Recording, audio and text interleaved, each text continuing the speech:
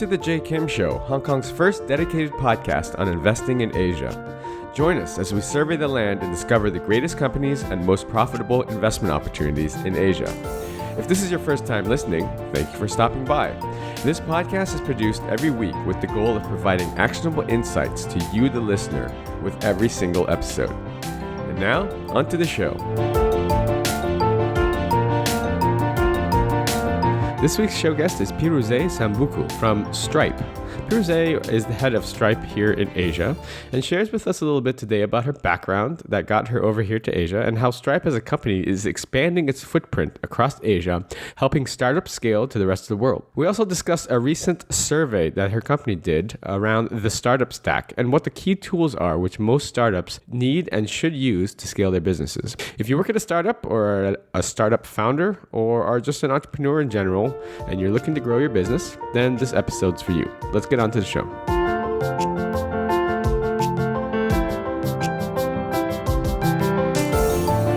Hi, Piruze. This is Jay, and welcome to the J. Kim Show. I'm sure I just butchered the pronunciation of your name, which I apologize, but maybe you can teach us, for the audience listening in, how do you pronounce your name, and who are you, and what do you do? Hi, Jay. Actually, you were pretty good. My name is Piruze. I am right now running the Singapore and Hong Kong operations, like Southeast Asia and Hong Kong operations for Stripe. And for anyone who's not familiar with Stripe, we are a technology company that is helping start and scale internet businesses. Who I am is I was born and raised in Turkey.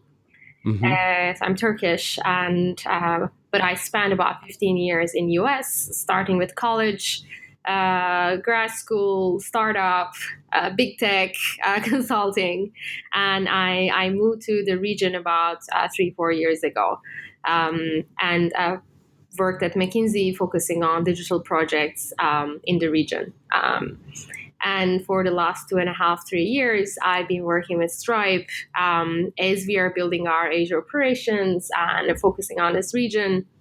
I've been helping with bringing the product here and various other things, specifically focused on Southeast Asia and Hong Kong. Right. Well, thanks for the introduction. I think it's exciting to see you guys build a presence here in Asia. So just taking a step back with your background, you said you spent some time, a number of years in the US, where you worked in tech and at a startup. Is that right? That's correct. Okay, so you do have some experience. Granted, Stripe is not necessarily a early stage startup anymore. It's quite a mature company. But what was your experience like as working at a startup previously? Oh, to be honest, it was not easy. It was a startup that was in an area that I was passionate about. It was in health tech. This was 2010, 2011. It was the time when all the mobile phones were coming. I don't know if you remember, like Zynga, Farmville, like all of the games were coming up on Facebook, and gamification was the thing, right? Like mobile and gamification, and we were trying to help people build healthy habits. Using these technologies and the new tools and the new like behavioral economics findings. It was an interesting ride for me, and at the end, unfortunately, we had to close the startup because we couldn't monetize. So in a way, like that experience, like from building the team and focusing on the product to monetization, gives me so much appreciation for Stripe and the experiences that I had a chance to build with Stripe and the team I'm working with at Stripe. Right. I mean, I think that a lot of people, I have an investor background, so I've worked in some financial type startups in the past, but never a full blown sort of Silicon Valley type startup. So I think for investors, a lot of times we underestimate how difficult it actually is to be an entrepreneur and to work at a startup and what that life really is like. Investors, we think that we're smart and we can pick the right companies to invest in and this sort of thing. But the real task and the difficulties and the struggle that an entrepreneur goes through is multiple times what any investor will ever have to deal with. So I have a lot of respect for people that have worked at startups or are working at startups or startup founders. So I definitely respect that hustle and the grind. So let's talk about Stripe. So Stripe, maybe you could give a little bit of background on the company itself. I know that we've had one of your co-founders here at the Rise conference. I don't know if it was this past year or the year before. I remember seeing him on stage. Obviously, it is as much of a household name it is in probably the likes of the U.S. I think in Asia, in certain pockets, it's still quite unknown. So maybe you could give us just a general how did Stripe get started? What was the main goal and the purpose? How long has the company been around? And a quick background that way. Sure.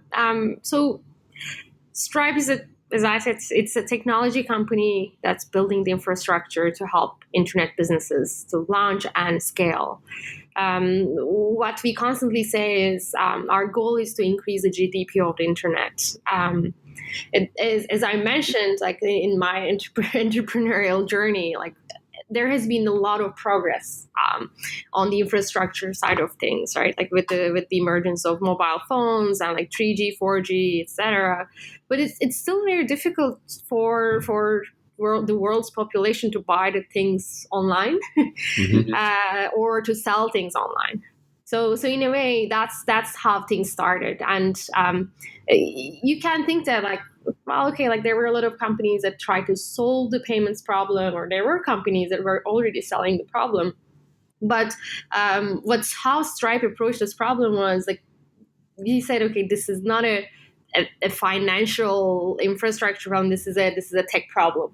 And this is a problem that developers can have a say and can solve. And our founders, John and Patrick, wanted to give the right tools and infrastructure to to those people's hands who were building the next generation of the products, right, and coming up with the new business models.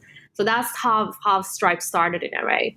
And if you think of how things evolved and then why Stripe was successful, we were really able to put ourselves and the infrastructure layer and allow the developers to really have the power on like what kind of experience that they want to build, what kind of business model they want to build. And like through working with these companies and entrepreneurs, we were able to launch many interesting products that picked up really well, like our marketplace product that was used by Lyft, or our subscriptions product, or some of our UI UX elements that come with Stripe.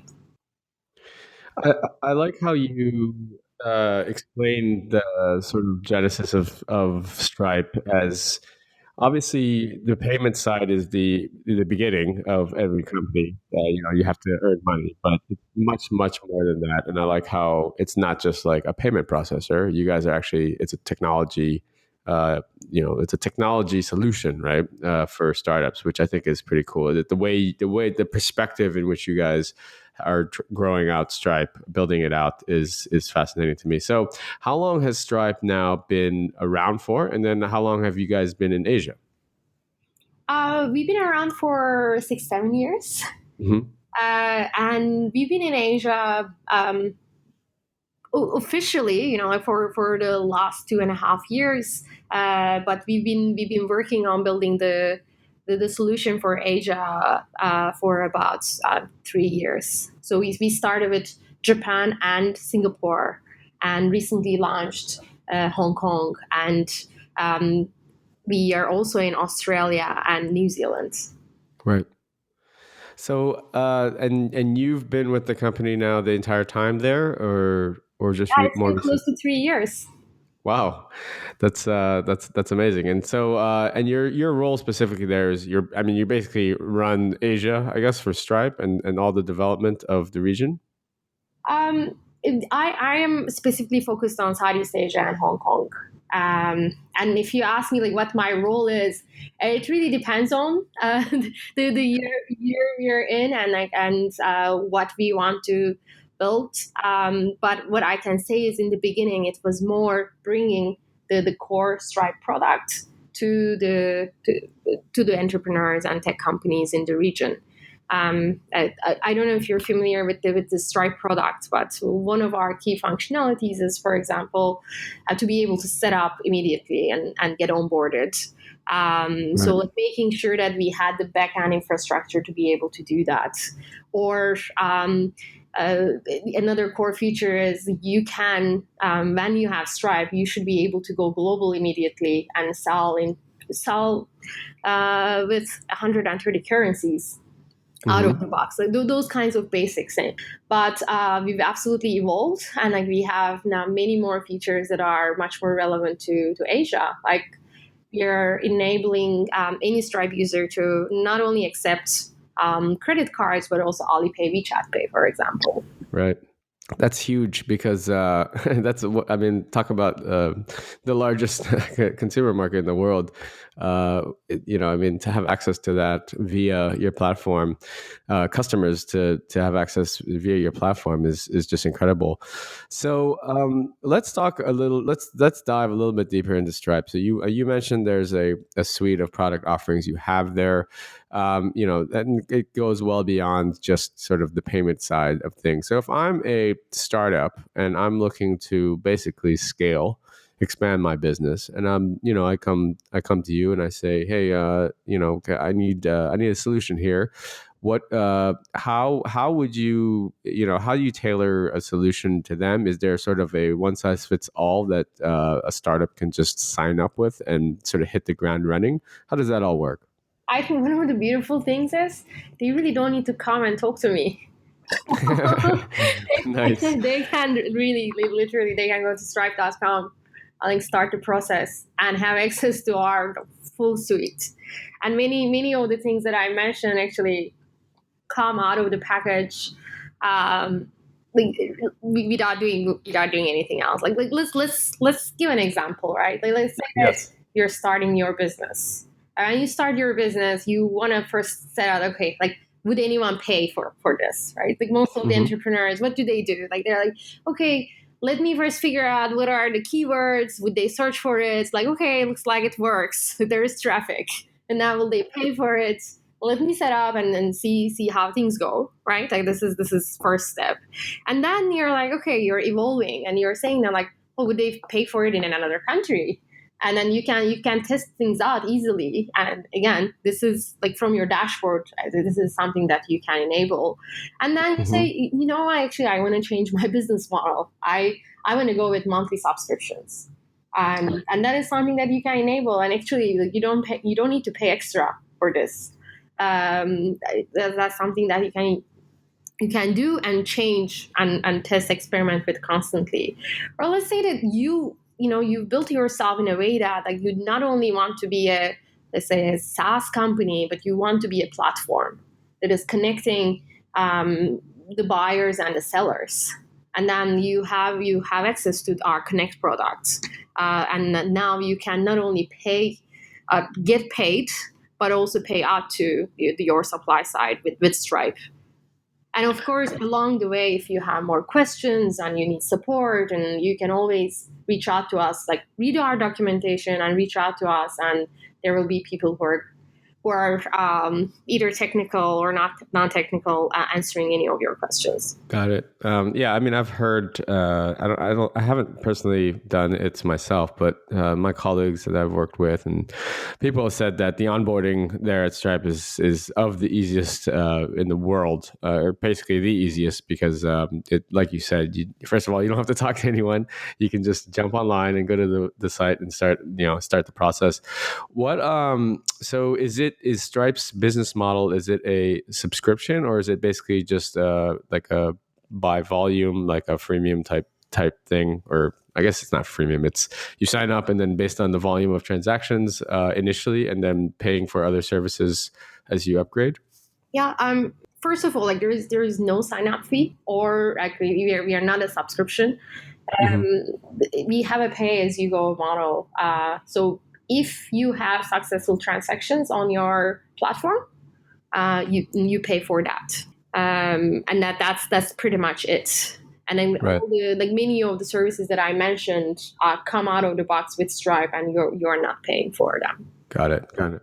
That's pretty cool. What so now being based in Singapore and Singapore being one of the sort of startup hubs of Asia, one of the large ecosystems, what are you seeing that sort of your footprint there in Singapore is expanding? I know that in Hong Kong, there's still, I believe, and this is not a knock towards your company at all, but I think it's just more of an awareness issue from the Hong Kong demographic.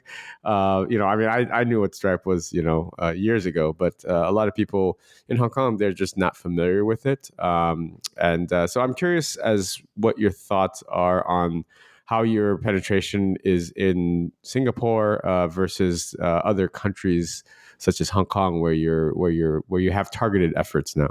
Absolutely.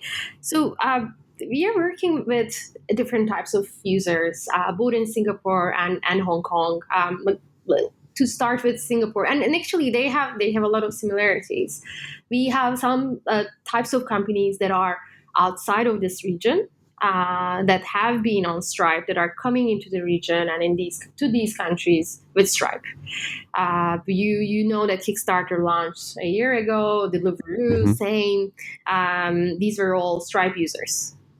Or Nice. like Shopify payments in Singapore. This is also like Stripe is working with them. But there are also a lot of companies that are small and big that are launching in Singapore, Hong Kong, and going international. And they are working with Stripe. We work with companies like Grab. Mm-hmm. In Singapore, and many other startups. Actually, both in Singapore and Hong Kong, about 2/3 of top funded companies, startups, are on Stripe right now. Right. And you're right. You probably many people don't see like major marketing campaigns from Stripe, Mm-hmm. but in the tech and startup ecosystem, we've been quite targeted, and most of the companies actually learned about Stripe through other Stripe companies. Right. Absolutely. And as you just mentioned, the likes of Grab, which is very much not an early stage startup anymore. It's pretty much a listed company, or very, very soon will be. It's good. It's great to see that they're on your platform. I know here in Hong Kong, I believe Grana is on Stripe, is using Stripe, and I know Luke, who's been on the podcast as well. And I like his company and what they're trying to do. So I'm excited to see Stripe proliferate a little bit more here in Hong Kong. Now, as far as language localization, do you guys offer that here in Hong Kong? I mean, there's obviously nuanced here. Like I said, Singapore, it seems like English is quite predominant. In Hong Kong, a lot of local sort of, say, startups, or if I was a local student, then I would probably go to just open up a local bank account, company bank account, and choose a local payment processor to begin my startup journey. So what kind of plans do you have to provide sort of more localized language support for Hong Kong specifically? Sure. I mean, first of all, like you mentioned Grana, and like we are so proud of some of the companies that we are working with. Like we work with HBX, Shopline, Think Labs, and we've been having also like specific programs with the accelerators like Brink or HKSDP. Or for the co-working spaces like Garage Society. So we officially launched this summer, and you're gonna hear and see more from us in Hong Kong. So thanks for the feedback. Excellent. No. I was saying that it's funny. There's a big divide between sort of the Western international or internationally educated Hong Kong residents or startup founders and this sort of thing, and the locals. And so, I mean, we have this challenge here in Hong Kong, and that's something that we've been trying to address for a long time. That runs the entire gamut from all the way up to the highest levels of sort of government supporting the startup ecosystem, all the way down to just a service provider. So I think that as sort of the ecosystem here matures, then we're going to hear more and more about Stripe, which I'm quite excited about. So I heard about a piece of research that you guys conducted recently, or you were involved in recently, called the Startup Stack. Maybe you could talk to us a little bit about what that was all about. Yeah. So we partnered with a bunch of ecosystem players and like companies like Jungle Ventures, Golden Gate, General Assembly, 500 Startups. And we launched a survey to pulse check on the startup economy in Singapore. Wanted to understand what kind of impact cloud-based software is having and enabling entrepreneurs to start and scale their businesses. What are the common, like mostly used tools are, and also understand like how the founders are feeling about the growth prospects in Singapore today. Right. And Did you want me to tell you a few of the insights? I would love. That was going to be my next question. Please tell us what valuable insights you gathered from this survey. Sure. Let me tell you a few things, and like maybe we can also play a guessing game for you. Okay, sure. So I think that one of the big learnings for us, which might not be that surprising for you, like being based out of Hong Kong, was like how globally minded the startups were. Like more than a third of the startups that launched last year were already selling outside of Singapore. Interesting.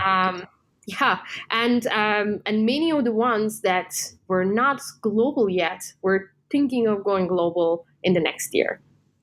About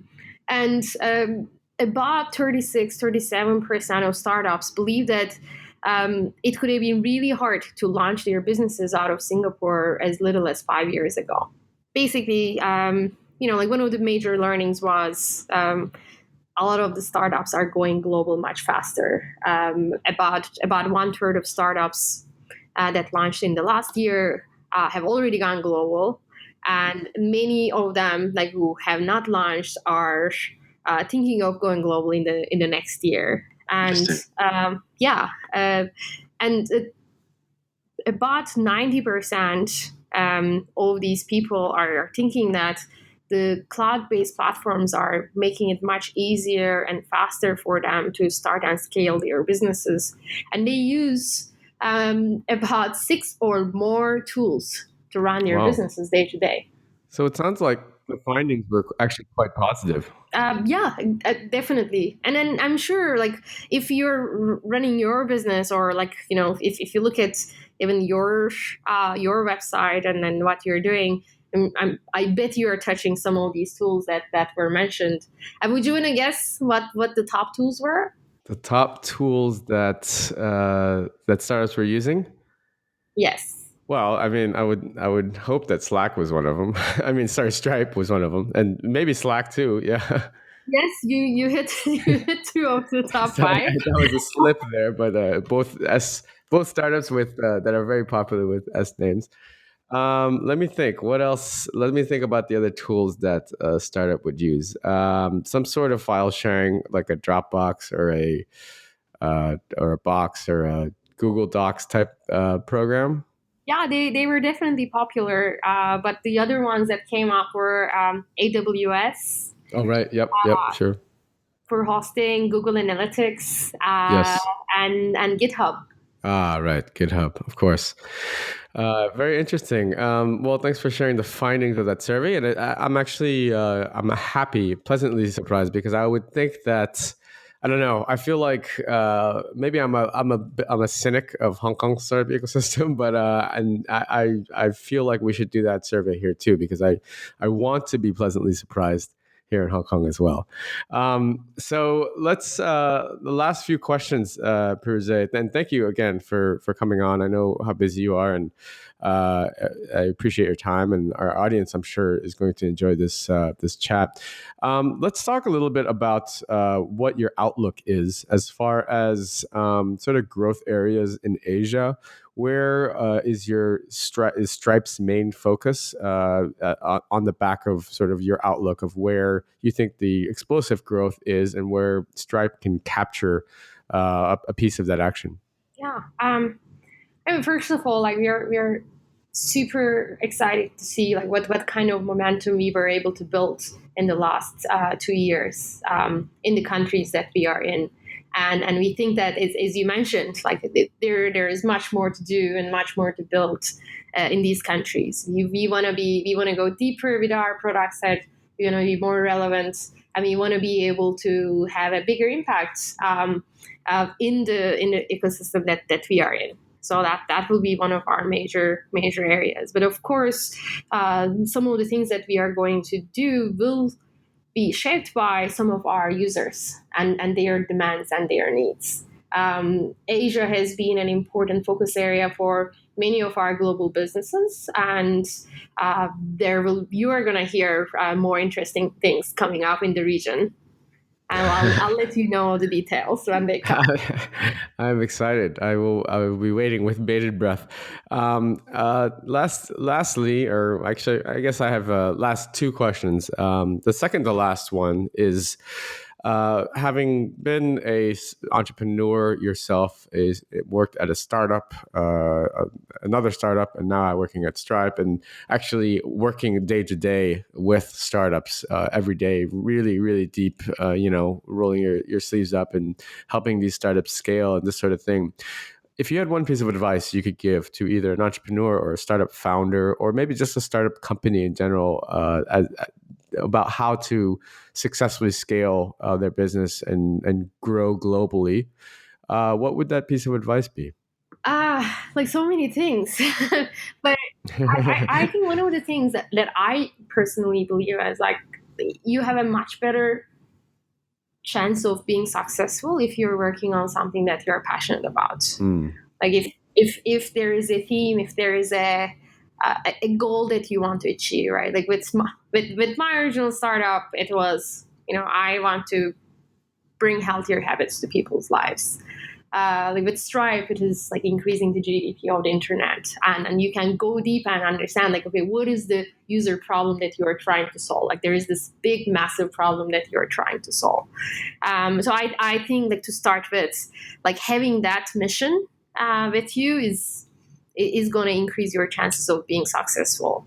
And I think then with that, like having users in mind and thinking with the approach of like users first gets you to a long way. Like first of all, you try to understand and listen to your users more. And, it's one of the key things, right? Understanding your markets. Yeah. And also, as you build an amazing service, like your users help you expand. And if you choose the right users, you also expand with your users. And in a way, that was kind of what Stripe's story was. And I think the last thing is, given that, especially in this region, Jay, like how scarce the developer resources are and other resources are, it is really important to be able to focus on what you're trying to solve. Mm-hmm. and do that instead of trying to reinvent the wheel. Leverage just existing resources, existing tools, right, that would enable you to scale and grow your business. That's awesome. You've given not one, but multiple pieces of advice. So we really appreciate that, Piruze. We also really appreciate your time. And the final question is, where can people find you, follow you, connect with you, and learn a little bit more about either what you're working on or what Stripe as a company is doing? Sure. They can follow me on Twitter. Okay. My handle is Piruzes, Piruzes. course, I'm on LinkedIn. And for anything Stripe related, people should check out our blog. And we are also on Twitter. Fantastic. Well, thanks so much for your time again, and we really appreciate it. And I can't wait to hear about the exciting things that are going to happen here, not only here in Hong Kong, but in Asia and the entire region. So thanks again for your insights, Piruze. Thanks, Jay, for the opportunity. All right. Take care.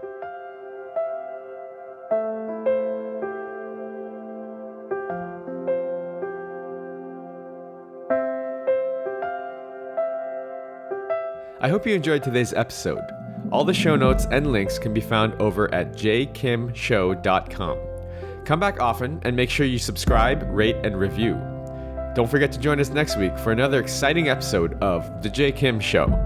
I'd love to hear your comments. You can find me on Twitter at jaykimmer, JAYKIMMER. See you guys next week.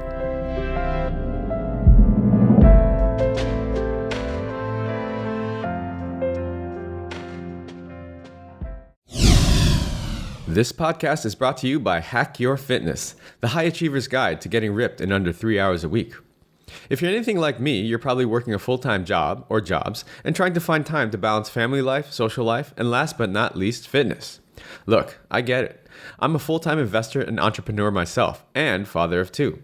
So how am I able to stay fit year-round without spending hours and hours in the gym killing myself on the cardio machine? After struggling for the last 15 years trying every workout and diet under the sun, I finally designed a system that allows me to achieve and maintain single-digit body fat for life in under 3 hours a week. Cardio not required. Head on over to hackyour.fitness and download my free 13-page guide that teaches you the simple science behind efficient fitness and smart nutrition and gives you everything you need to know to finally take control of your life. That's hackyour.fitness.